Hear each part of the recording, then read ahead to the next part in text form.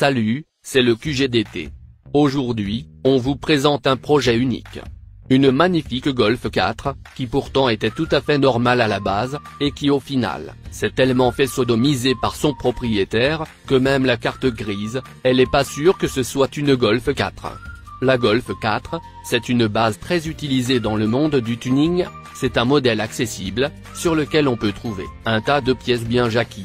Mais celle-ci putain, je te jure bordel, c'est la pire merde que j'ai jamais vue, même dans mes toilettes. Le propriétaire de ce bolide, s'est carrément inspiré d'un chasse-neige, pour créer cette face avant unique, qui ressemble à rien. On distingue également cette splendide grille de calandre, pesant plus de 100 kg, sur laquelle on retrouve des tiges torsadées, récupérées sur un vieux portail, et soudées à l'aide d'un poste Parkside. En plus, franchement, c'est soudé bien droit.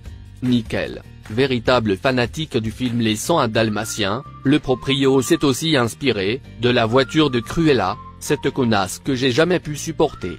Cette voiture fait la largeur d'un autobus, le poids d'un tractopelle, et a une accélération similaire à une tondeuse autoportée de qualité. Et quand le proprio s'amuse avec ses suspensions pneumatiques, il est incroyable de voir ces rajouts de rajouts venir se poser sur le bitume.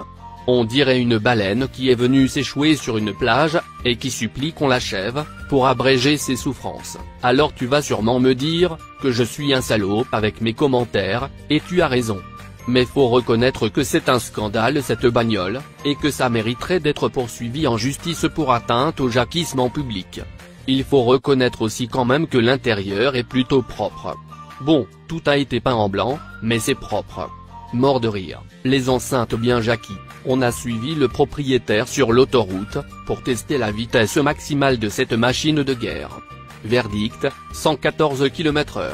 Atteint facilement grâce au moteur turbo diesel de 90 chevaux, boosté par 4 vannes EGR, directement branché sur l'allume-cigare. Le conducteur ne compte plus le nombre de fois où il a reçu une amende, pour vitesse trop faible sur autoroute, et projette de remédier à cela, en ne prenant plus l'autoroute, tout simplement. D'ailleurs, elle ne passe même pas au péage, à cause de sa largeur. On se dit à très vite, pour lutter contre le jackisme. Bisous.